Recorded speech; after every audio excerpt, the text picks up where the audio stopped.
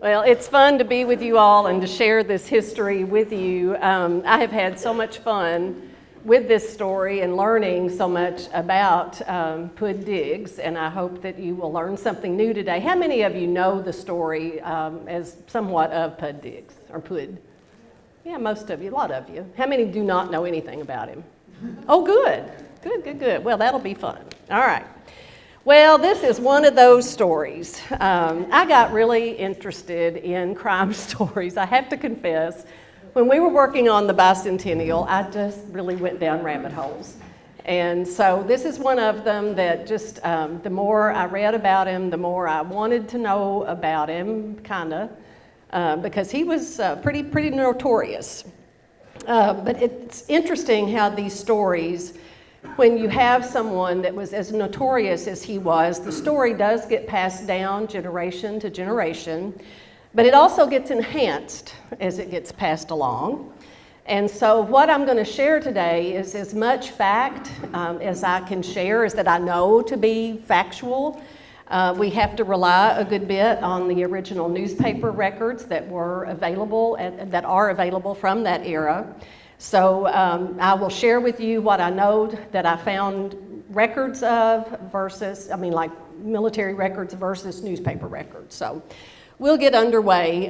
This is not a picture of the Murray scene, but I think it represents a very similar looking apparatus that would have been used during the hanging of Pud Diggs. So our story really begins in 1867 when there were several thousands of people who gathered here in downtown Murray. And they were drawn here because they thought justice was going to be served. They were pretty tired of this young man that was creating a lot of havoc around the area. Now at the time, Murray only had about 200 residents.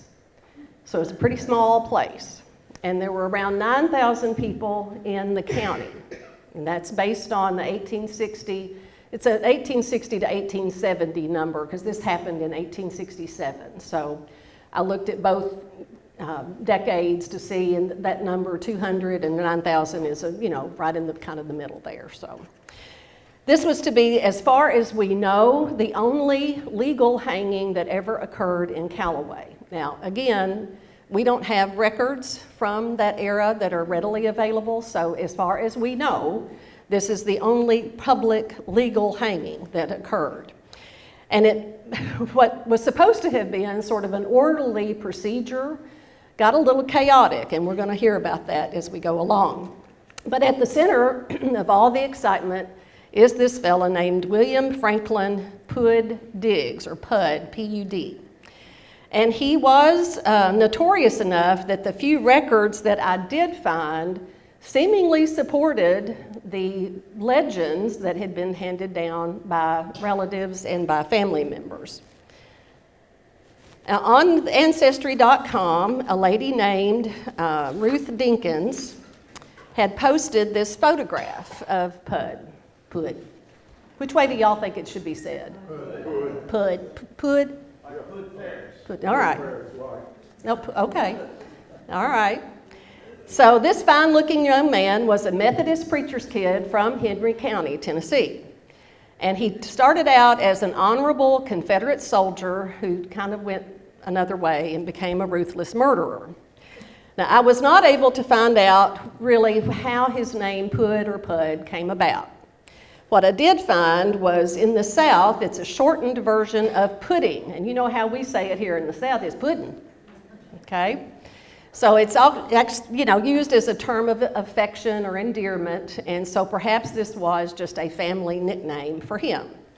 But it's also that word in the Southern dictionaries, it said that it could be used as an insult for someone who is lazy. So, don't know. But whatever the name, Pud Diggs was the son of Reverend William M. Diggs and Martha Turbeville Diggs, and her name was spelled a gazillion different ways. Turbville is what I believe is on the tombstone for her. I've seen it spelled Turberville. I've seen it a number of different ways, so I don't know what's accurate, but on her tombstone it was Turbeville. Pud was one of 10 children that was born to this Methodist preacher family. His grandfather's name was Elisha Diggs, and two of his uncles were Elisha and two of Pud's uncles were slaveholders, but I did not find any record of Pud's father, the minister, being a slaveholder. Now, one of the father's brothers was also a Methodist minister, and he did have slaves. So we pick up what we know to be true about Pud Diggs on August 9th, 1861, in his muster roll entry. Some of the reports that I found said that he had tried to enlist in the Army before coming of age, and when the rebel enlistment officer said he was too young to fight, he formed a home guard in his hometown of Paris, Tennessee. I did not find any supporting records of that. That's not to say they're not out there, but I have not found them. Other accounts that I read about said he enlisted at the age of 18, but was discharged. So that's what the records were saying. But what I relied upon was this record that is dated August 9th, 61, where he enlisted at Camp Brown near Union City, Tennessee. He joined the ranks as a private in Company C of the 5th Tennessee Infantry, and he served under Colonel William Travis. Well, then I wanted to know, well, who was Colonel Travis? So we'll take a little detour and then we'll come back to Pud. Colonel Travis had a nickname of Buck, and Buck was a lawyer and farmer, also from Henry County. Prior to the war, he served a term as a Tennessee state representative, and then they followed that with the term of Tennessee state senator. So when the Civil War began, he served as the first colonel of the 5th Tennessee Infantry until 1863. And that 1863 is going to come into play here in just a few minutes. Now, at that time, in 1863, Colonel Travis was assigned to a new post, and I loved this, Commissioner for Impressment in Tennessee. And what this meant, I thought this was fascinating, he was tasked with seizing private property to support the war effort. I'd never heard of that. So how many of you all knew what that meant? Did you know that already? Okay, a couple of you. I'd never heard that term before. So Commissioner for Impressment. I'm sure he was real popular by his neighbors. All right, so the horrors of war quickly hardened Pud Diggs. His brigade assignments found he and his colleagues, his fellows at Columbus, Kentucky in 1861 September. By October, their company was joined by Brigadier General Gideon Pillow's division. Well, Diggs re-enlisted in early '62, and in March, their troops were in Madrid Bend, Kentucky. And while they're at Madrid Bend, they get orders to travel 270 miles into Tennessee. And when they get there, they have the Battle of Shiloh on April 6th and 7th, 1862. So while he's at Shiloh, Colonel Travis, the 5th Tennessee, are fighting in Stewart's brigade, and they earn praise for their conduct from General Polk. So that was in April, and in May, Private Diggs was promoted to the rank of corporal. So then we go from, that was in May, and the next entry that I found about him was December 31st, 1862. Diggs was again distinguishing himself at the Battle of Stones River in Murfreesboro. And his service record noted a reference to General Order number 131/3 in the Adjutant General's office, and this was tied to a Medal of Honor recommendation. And it was an honor that was later engraved on his tombstone. Now, the Courier-Journal says that he received the medal at Stone River where and this is a quote, where he was the bravest man of his command. Okay? The Confederacy never created a Medal of Honor, but in 1863, the Confederate Congress authorized a Roll of Honor to recognize valor. Now, recommendations like the one that the Courier mentioned were the only official acknowledgement that Confederate soldiers received. Decades later, I found an article in 1888 where veterans groups were revisiting the 1863 Roll of Honor so they could document the acts of bravery that had gone unrecorded. And Pud Diggs' name did appear among those that were selected for recommendation. The sign that is on the tombstone of Pud Diggs is actually the Southern Cross. And this symbol was created by the United Daughters of the Confederacy in 1901. And they were bestowed posthumously by United Confederate veterans for their service in the war. And I have to thank Dr. Mulligan, Bill Mulligan, and Amy Albritton for helping me learn about these different things that the three of us have kind of gone back and forth a few times with the records that we could find and trying to explain how this happened. So the 5th Tennessee, in January 1863, Pud Diggs again re-enlists. It's his 3rd enlistment with the Confederacy, and always with the 5th Tennessee. Now, because of the heavy casualties that they had in Murfreesboro, they were consolidated with the 4th Tennessee. And this consolidation likely predicated the change in leadership that I mentioned about Colonel Buck Travis. You remember I said 1863 was going to come in here.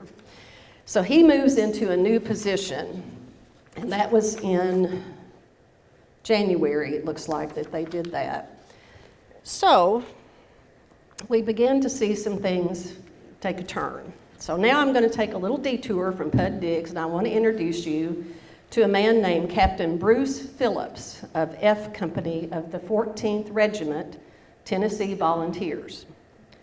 On May 18th, 1863, Bruce Phillips was given permission to raise a cavalry battalion, and he was elected captain. When Phillips first organized the cavalry, they were Confederate soldiers that were fighting for a cause. But by September, they were being called Phillips Guerrillas. And they were a rogue band of Confederate cavalrymen who had turned into marauders. Now, it's interesting to note, and that showed the record there, on September 8th, 1863, Pud Diggs' muster roll notes that he has deserted his company and has abandoned the Confederacy. So Phillips' guerrillas were recruiting men to be in the cavalry. He initially recruited them to be in the cavalry, and that was in May, and by September, they're beginning to get a little rowdy, to say the least. Phillips' guerrillas terrorized both banks of the Tennessee and Cumberland rivers, and at that time he had between 150 and 200 men. And they really were a point of frustration. They had quite a success against the Union forces. They were harassing the federal garrisons, they were sabotaging supply lines, and the newspapers reported that at one time they slaughtered hundreds of enslaved laborers. So the week before Christmas, 1863, Captain Phillips and 15 of his men were spotted near Clarksville, and Diggs was included in this bunch.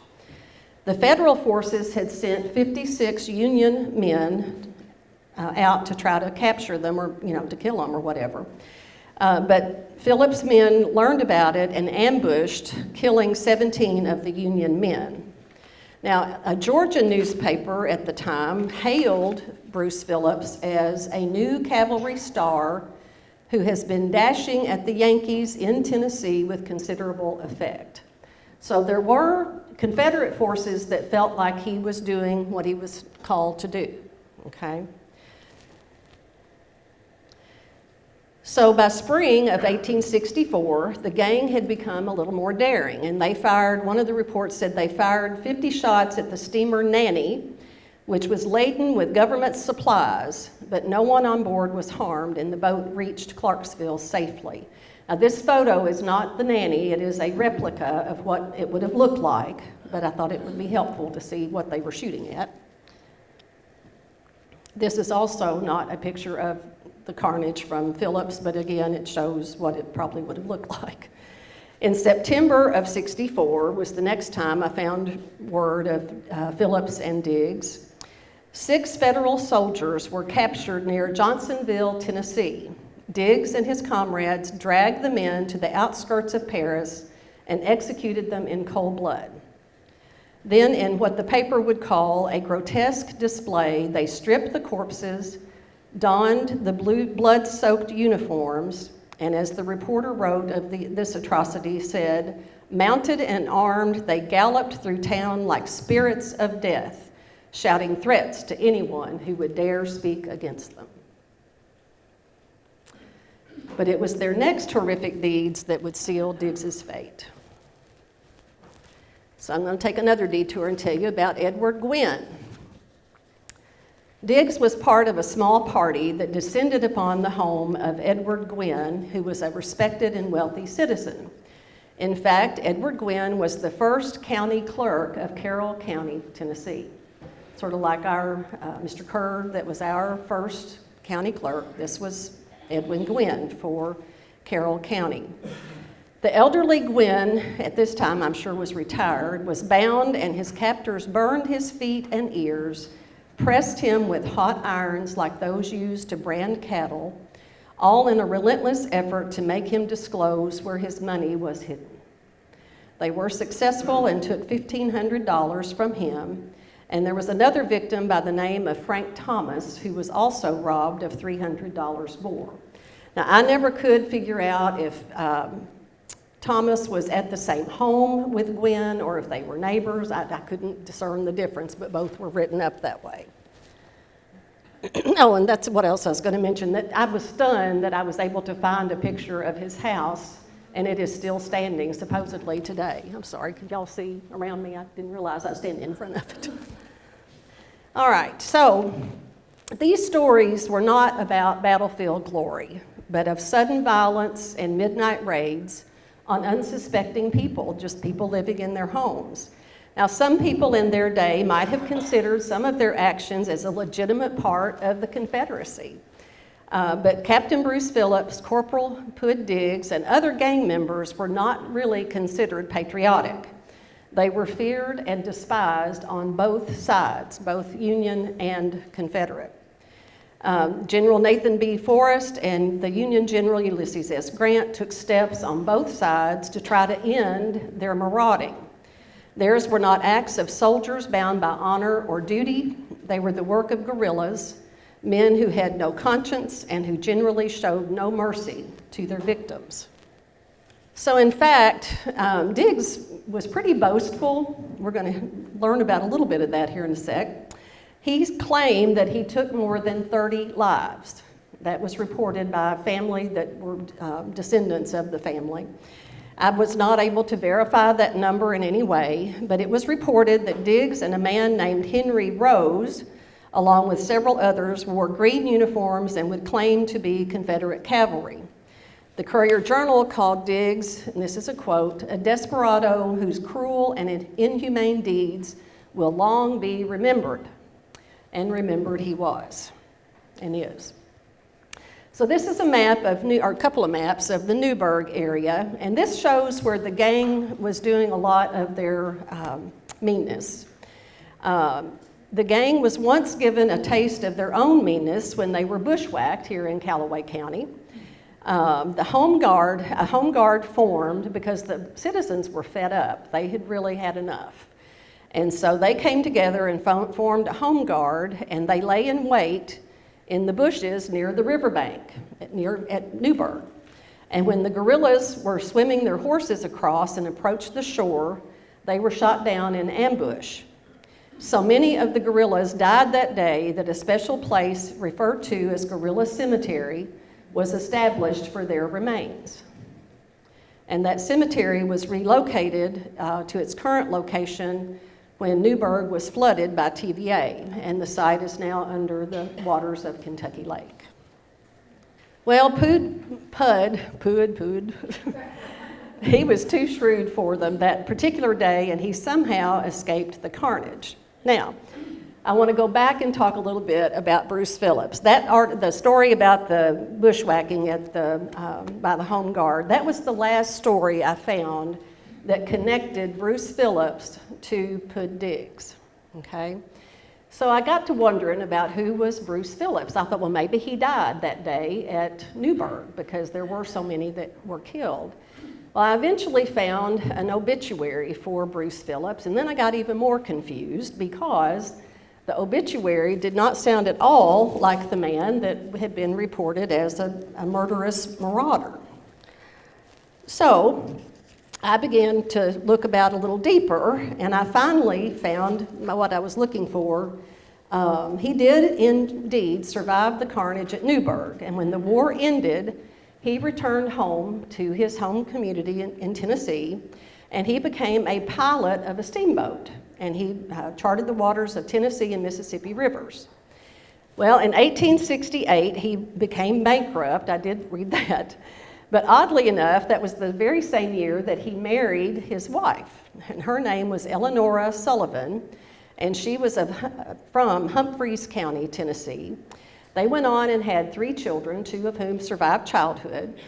And for unknown reason, Bruce Phillips moved his family in 1878. So they lived in Tennessee for 10 years as a married couple with a family. In 78, they moved to Brazoria County, Texas. And once he got established there, he ran for public office and served for at least 10 years as a county assessor. He was also the postmaster for the city of Columbia. His obituary said, and I'm quoting, "As a father, he was kind, gentle, affectionate, and deeply concerned." It made no mention of his rank or service in the Confederacy, which I thought was weird. So, the less it sounded like it was him, I kept thinking, I've got the wrong guy. This just cannot be him. Well, I went back and I finally put the pieces together, and the answer was in his Army record all along. When Lee surrendered at Appomattox, Captain Phillips turned himself in at Fort Donelson, and he was paroled on the same terms that General Lee surrendered to General Grant. And there was an insert in his file that stated the following. On January 11th, 1865, Captain Bruce Phillips of Company F, 14th Regiment, Tennessee Volunteers, having been granted authority to raise in Kentucky a battalion of regiment of cavalry, and never having reported his success or failure to this office, will have his name dropped from the rolls and will from this day cease to be an officer of the Provisional Army of Confederate Services. So the newspaper reports and his Army record tell a very different story than his obituary.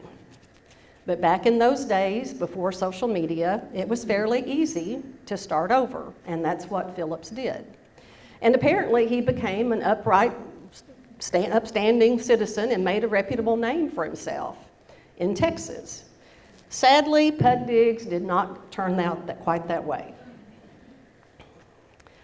So not long after the Carroll County attack on the county clerk, Gwynn, Diggs was implicated in a violent murder at the home of George Miller, a deputy sheriff in Calloway County.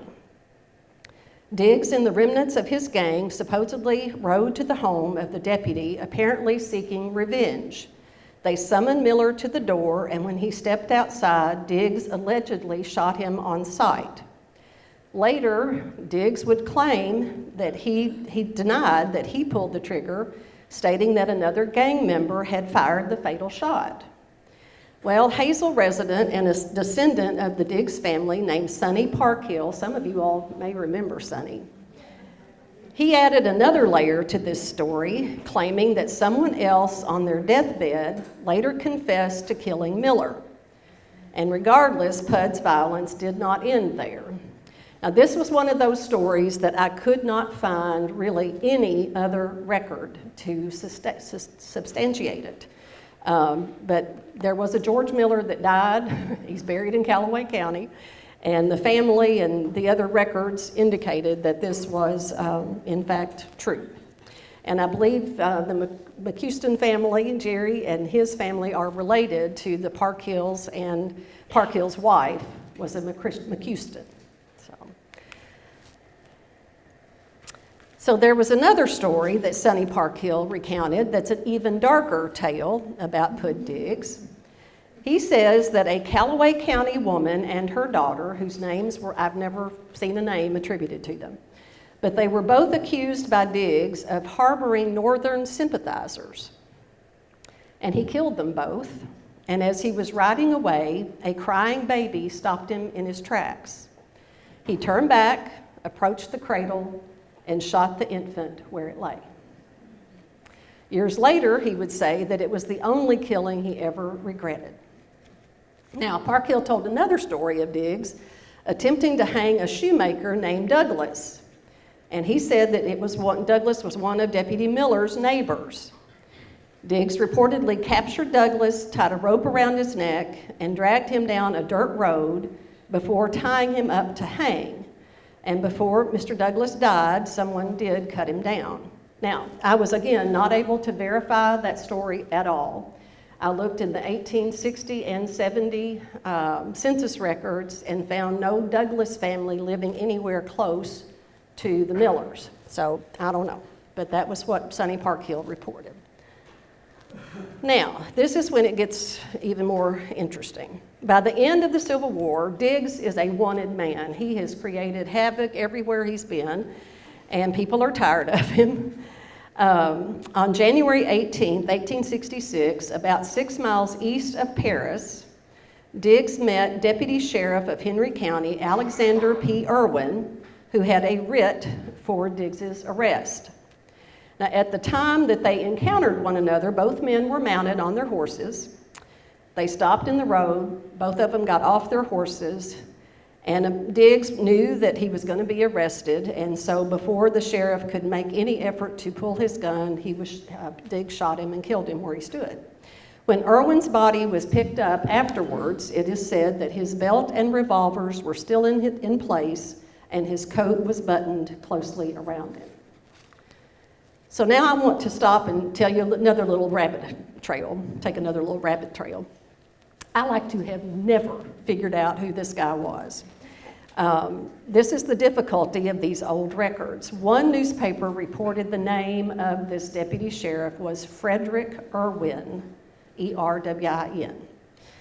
And then others, so that was what was on a website that I found, the Henry County website, that said that his name was Frederick Irwin. Well, everything I could find anywhere else said that his name was A.P. Irwin. Well, I found stories that had it Alex, A.P., and Irwin was I-R-W-I-N, I-R-V-I-N, E-R-W-I-N, E-R-V-I-N. So when you are looking to research, be sure and check all the spellings, because you will find a lot more if you get to looking. So in my mind, his name, because it's on his tombstone, that was how I finally verified what it was. I went with Alexander P. Irwin because the death date on his tomb rock aligned with the newspaper stories, okay? So I reached out to this website to tell them that I thought I had enough research that they might want to reconsider the name on this site. And I got a very nice message back from them, and they said, well, we'll do our own research and we'll decide. So, okay. All right. So after killing Deputy Sheriff Irwin, Diggs vanishes from Henry County. Now, according to the Courier-Journal, he left and went to Louisiana. He spent time in Port Hudson before continuing on to New Orleans, and then he traveled on to Jackson, Mississippi.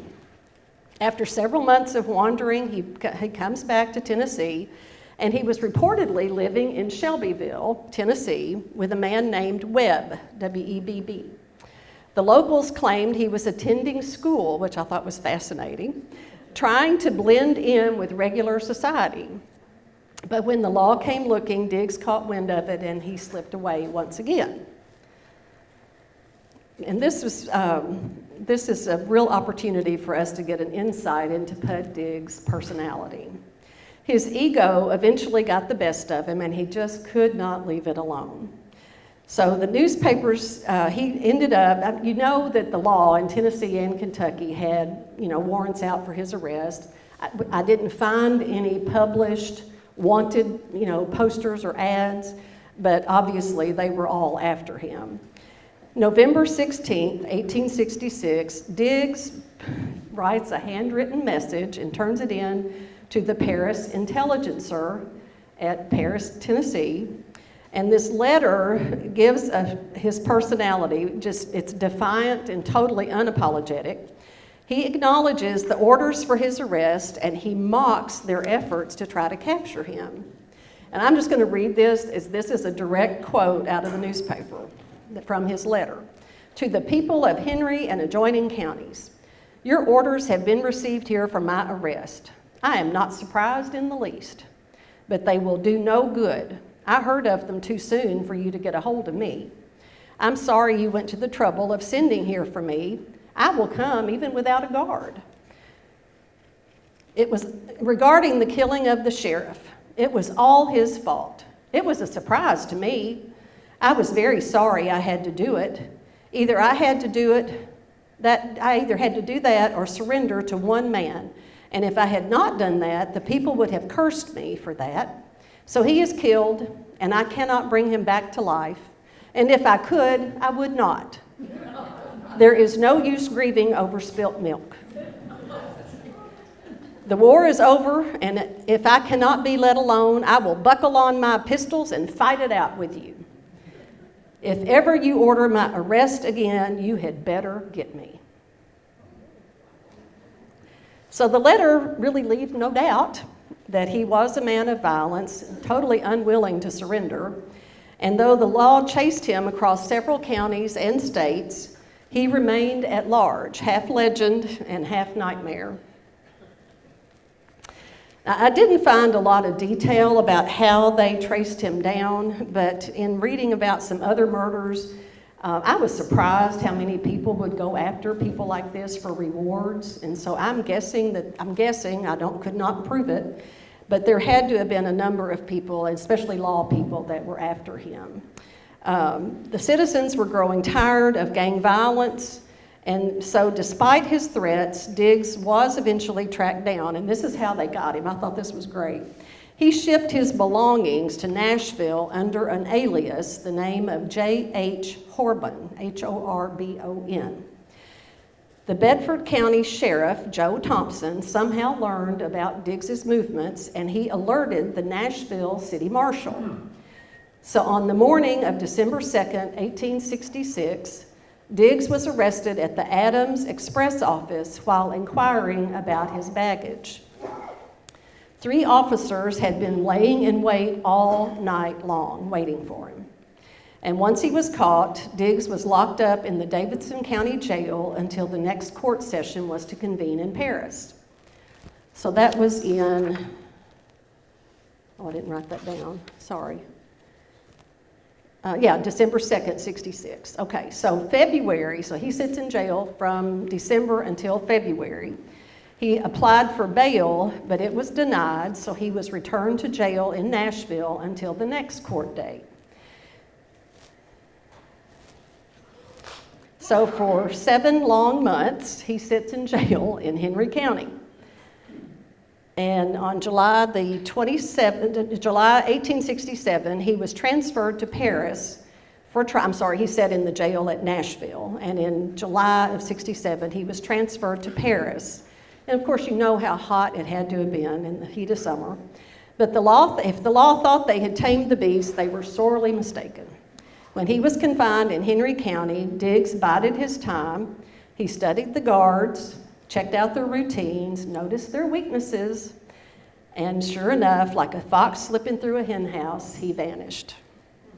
He escaped. I never found whether he had help, if the gang came and helped get him out. However, it did indicate that it was quite a commotion. The jailbreak apparently was quite violent.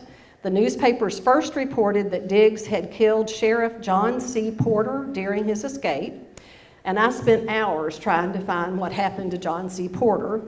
And I finally found an article of where John Porter actually submitted a letter. This is it. He submitted a letter to the newspaper that I'm not dead, I'm still here.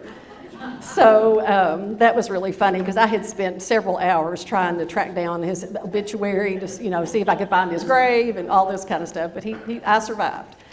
So, but now Diggs is on the run. He's escaped jail, and you can imagine the town of Paris and Murray. I mean, everybody from both cities were concerned because this guy is loose. And so you can imagine the telegraphs are crackling and, posses are forming, but he's gone and probably swallowed up in the wilds of western Kentucky and West Tennessee. So how he was recaptured, I never could find any details about how he was recaptured, but he was eventually arrested in Murfreesboro, and he was returned to Henry County to stand trial. That case got postponed, and Diggs was sent to Carroll County, where he was facing charges of horse stealing, not Gwen's torture, but horse stealing.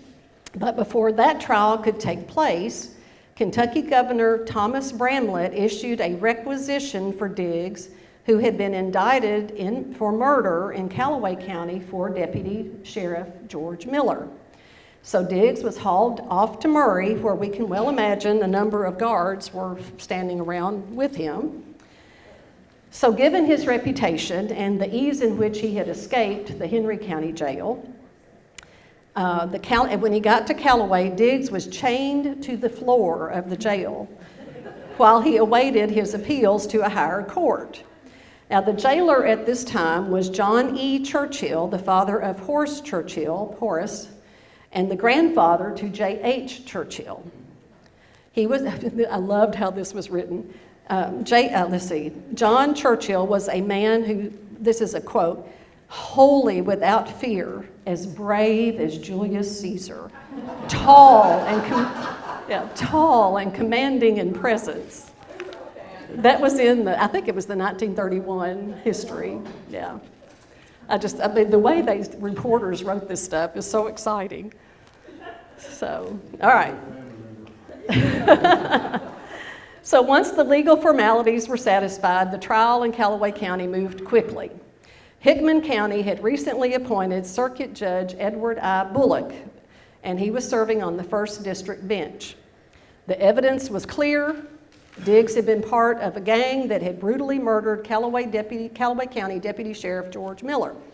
The jury did find him guilty in the 1st degree, and Judge Bullock sentenced him to hang on September 27, 1867. So a reporter from the Louisville Daily Courier was present, and he recorded a lot of the proceedings as they carried forth. And he described Diggs's behavior throughout his trial, and this is a quote, as a display of unparalleled insolence and audacity. Diggs was returned to jail to await his execution and presumably to make peace with his God. 2 Methodist ministers were named in this article, and we had learned of these guys when we did our Bygone Church book, so I even had pictures of them. They were Reverend John H. Witt and Reverend Durrett Paget, and they labored relentlessly to reach his heart. My guess is that these guys were friends with Pud's dad because they were all Methodist preachers. That's my guess. But I love how the reporter wrote. He said, this is a quote, Diggs gave every indication that he would meet death running hand in hand with the devil. Some later reported that Diggs thought his old comrades might stage a rescue, and that hope seemed to sustain him until his final hours. Only shortly before his execution did he appear to grasp the finality of his fate. Now again, this is not Murray, but I think this is a scene that would have been likely to have been seen that day in 1867. So before the execution, they're hauling him out to take his place on the podium. Diggs is offered the opportunity to address the crowd, which he did apparently for half an hour.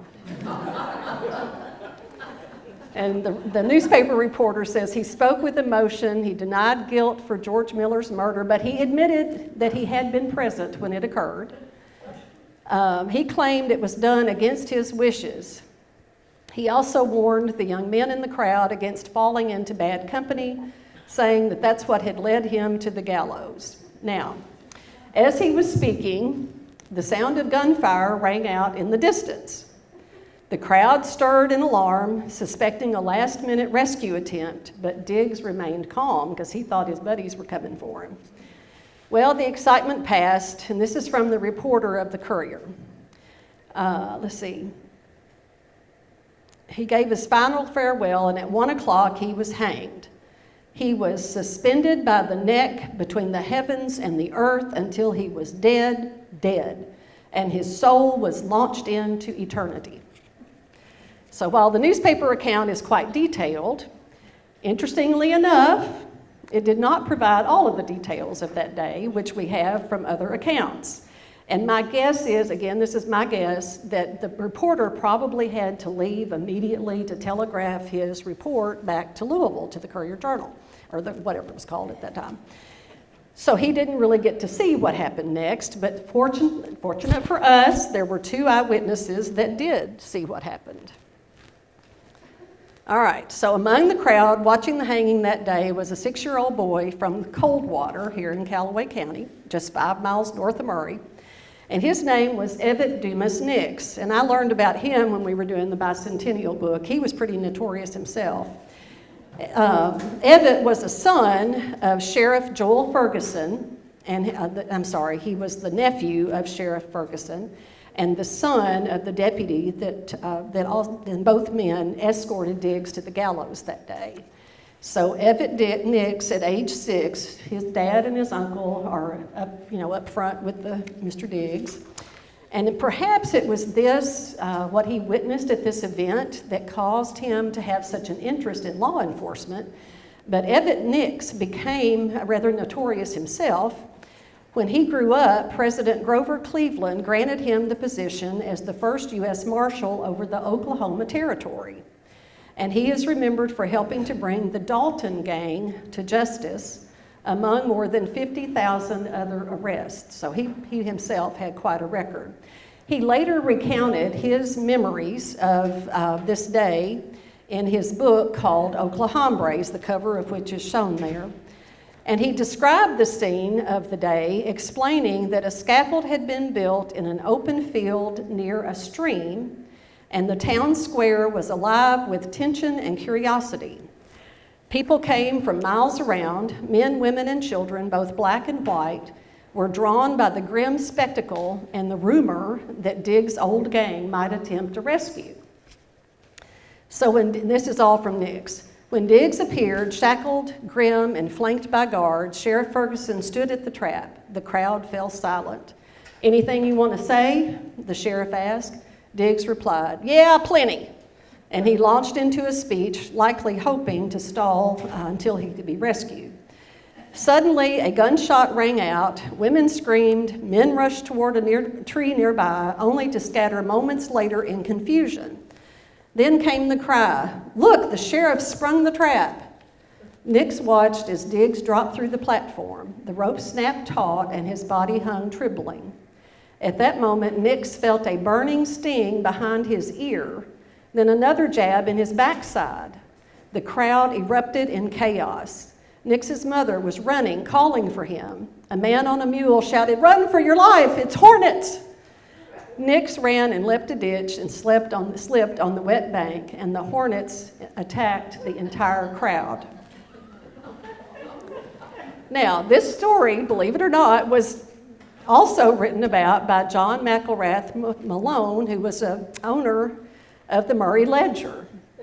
So John McElrath Malone, who was another eyewitness, agreed with Nix's account of the hornets.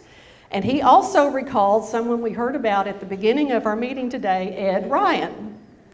Ed Ryan was a young man at this time, and Malone said he recalled seeing Ed Ryan on a nearby hill firing his pistol in the spirit of fun and deviltry. Ed Ryan was a local young man with a mischievous streak. He had climbed a tree near the gallows with a pistol, intending to fire a shot for dramatic effect. But as he raised his weapon, he slipped, discharged his gun, and knocked the hornet's nest to the ground. Can't make it up. All right, so decades later, and I'm sorry, this is going a little long, Sonny Parkhill of Hazel provided further details about the events of this day. He claimed that Diggs's gang had indeed gathered nearby, ready to intervene. But when they saw Diggs fall through the trapdoor, they abandoned their plan and left town. Now, according to his account, Diggs survived the hanging for a few hours before dying from his injuries. Parkhill said that Diggs's body was placed in a wagon and taken to a log cabin in Henry County, Tennessee. There he was laid on a cot with a straw tick mattress. Parkhill said he bled right through the mattress and reported that he himself had seen those bloodstains on the floor when I was a boy playing in that cabin. Again, I cannot verify that any of that is true, but that was what Sonny Parkhill reported from his family's history. All right, so whether he survived the hanging for a few hours or not, the notorious guerrilla, 23 years old, Pud Diggs was dead. He was buried at Puckett Cemetery, which is also known as Palmer Cemetery. It's a small family plot in Henry County. His sister, Margaret Diggs Barnes, is resting there as well. And by the way, his parents are buried at Chapel Hill Cemetery in Henry County. Now, there were a couple of things as I closed out here that I wanted to share that I found that didn't seem to fit anywhere else, but I thought you'd want to know about it. His guns were donated somewhere, and I found a picture. This photograph is on the TVA Tennessee Virtual Archive website. And I was hoping maybe Stephanie or some of our Henry County friends would be here today and they could tell us. I don't know if these are still available anywhere to be seen publicly. They may be on display at a museum somewhere, I don't know, but I never could figure out where they are, but this picture was available. Is that his gun? Yes, these were his guns, yeah. Yeah, there's a label, it says Smith & Wesson, something cavalry model number 63, serial 843, once owned by the outlaw Pud Diggs. Yeah, yeah. All right, so I don't know if you all were curious, but I was really curious. Where was the scaffolding for this hanging? And so I did a little digging on that. As this was the first and only person ever executed by law in Calloway County, it drew a massive crowd. Estimates ranged 1,500 to 4,000, but most agree that it was probably around 2,000 people that came. Well, you can imagine how that looked here. I mean, that had to look enormous. But the history of Calloway County, which was written in 1931, stated that the execution took place, here's the quote, on the lot where Mr. Lynn Boyd Ware now lives. Well, I went to the 1930 census, and Lynn Boyd Ware lived at 208 5th Street. Well, Dina Wright with Murray Main Street provided the Sanborn map, and it shows where the lot, where that property was located. Then I also found another entry that supported this, a 1950 article in the Ledger and Times written by Boyd Ware said the hanging took place about midway between Olive and Walnut along 5th Street. So I believe both of these indicate the vacant lot that is in the vicinity of today's Murray Electric Company's back parking lot. Okay? And I thought this was really interesting, how far away from the courthouse lawn this actually was. That surprised me a little bit. I wonder if the jail was maybe down there somewhere. You know where the old jail used to be? Oh, I hadn't thought about that, Dan. Who knows? Who knows? Yeah, that's interesting. I wonder if the Sanborn map shows that jail location. I need to ask her about that. That's a good point. Thank you.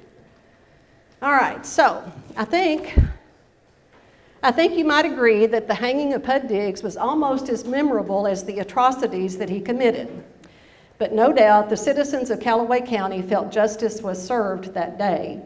Perhaps it's not so surprising that Pud Diggs' story continues to be told in West Kentucky and Western Tennessee, and probably will be for generations to come.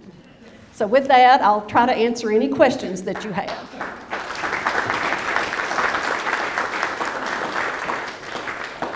Any questions or comments from anybody? Bobbie, you used a tremendous number of references.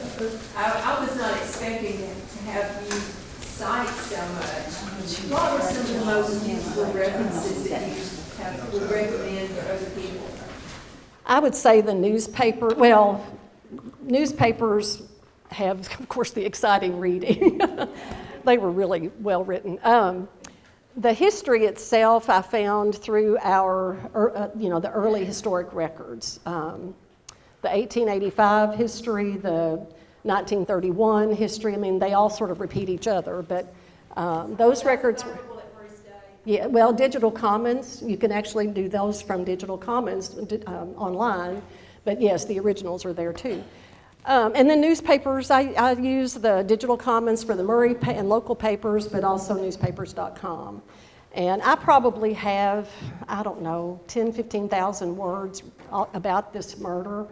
I mean, the more I got into it, the deeper I'd go, and I would chase these rabbit holes to, rabbit trails to find out about the, like the Southern Cross and the, honor roll and, those kind of things. So the more I learned, the more I wanted to know. What other questions? Yes, Becky. I had a comment that Evan Dumas Nix. Speak up. Evan Dumas Nix was my first cousin, twice removed. His mother was a Holland. Yes. And when he was out in Oklahoma, he would come back to Murray and visit. And he would always come to see my grandparents. And my grandmother thought he was a pompous. And later in life, he actually sort of became a movie star. Yes, he did. He was in some films out in Hollywood, so he loved that little mustache he had. Yes, we actually have a clip of one of the movies that Evan Dumas Nix was starred in. Then I can send that out if you all want to see that. Thank you, Becky. I'd forgotten to say that. What other questions or comments? Anybody? Yes, Mr. Miller. Best sources was John McElrath Malone's 1891 article in the Murray Ledger that, according to the Library of Congress, that Murray State was the only place it was at, and that's where I transcribed it probably 25 years ago or more, and now they have no record of it. It's nowhere around, along with several other, like the Times Herald from the 20s. But his article actually lists the attorney, the prosecuting attorney, and the attorneys on Pud Diggs' side. And then he mentions that from 1891, mentioned after Diggs was brought out of the cell, it said the hanging took place just below where the Christian church now stands, which I assume the same place. Yes, where he mentioned the stream, that was exactly where it was. And that's where they used to baptize people too. But yeah, he gave some good information that's not exactly in the same as the 1931 article. Yeah. And that's terrible that does that it mention the prosecuting attorney names? Does it mention those in the article? Prosecuting attorney was W.W. Tice. William Whipple Tice was buried at Maplewood, Okay. All right. which Thank is you. called He was Judge from- Tice. He was From Graves County? Yeah, he was Okay. buried at Maplewood. He was later a judge. Yeah, thank you.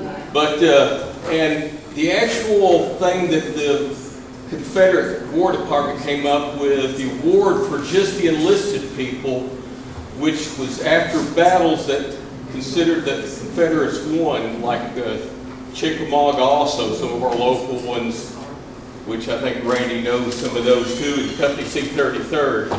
But with badge of distinction for gallantry on the field. That's what it was actually called. It was awarded. And the enlisted men in each company would get to vote on somebody that distinguished themselves by company. And there's full rosters for that. Thank you. Appreciate that. Mr. McChristian, do you all have anything to add from your family's history or anything you want us to know about? I'll just say that Abe Hilda wasn't married to Sonny Barhill for very long.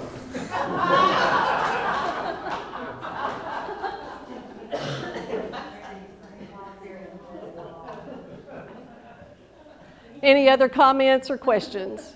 I am happy to share any of this. I have, as I said, I have written, I've recorded a lot of the research. It's all footnoted, and I'm still, learning about. I was still researching day before yesterday, so, I'm still interested in it.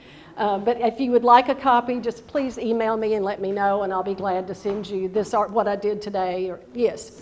Were legal hangings in this part of the country? I know Callaway was the only one. Were they rare, frequent, or do you have any clue? I really don't know. I know there were a lot of lynchings in our area. Yeah, yeah. And I will say one other thing that was shocking to me. When I ran out of articles that named Pud Diggs, I just kept thinking about these guerrillas, and I'm like, was it really that bad? And I have to say, I looked up like Stacker Albritton, that of course Becky's family's related to, and we're related to him too. I knew his family story, that he was tortured and left hanging, and they actually cut him down before he died. And I thought that story would be found in the local papers, but it wasn't. And so I began looking at just the 1863 to 1866, using the keywords of guerrilla and Calloway County. Oh my goodness, it was bad. I mean, it really was much more brutal and mean. I just had no idea. I mean, you read about guerrilla warfare and you don't realize it was bad. It was, yes, Randy? I read, as Bobbie and I discussed her doing this piece, and I don't remember where I read it, but it was in a scholarly publication, book, or essay, that in Calloway County, the guerrilla warfare, guerrilla fighting, was more extensive than North versus South ever was. I'll look for that. Yeah, that would be. I didn't dream that. I'll look and see if I can find that. But that's a pretty incredible statement. So the definition of guerrilla warfare, I'm asking here, those were renegade soldiers who gave no allegiance to either the Confederacy or the Union. They just went out and stole and murdered to get whatever they wanted. And they were on both sides. Or I suppose citizens who just joined up with the soldiers. I don't know that they had to be soldiers. Right. But they were marauders. Yes, great. After the Union soldiers took over the purchase, or whichever areas they took over, the main cities and stuff, they started calling pretty much any Confederate soldiers that were coming back home to re-outfit, new uniforms, new horses, recruiting, everything. They started like Payne's Reign of Terror, General Lizer Payne, with Gregory's Union Home Guards, and earlier also Waller's out of Marshall County. That was their whole idea, was to denigrate the Confederate soldier by just automatically calling them a guerrilla. And you've got to be able to separate the true guerrillas from just people automatically saying garbage, kind of like the fifth column right now sort of running our country. Any other comments or questions before we we're going to take a break. Let's reconvene for a very short business meeting at 2:30.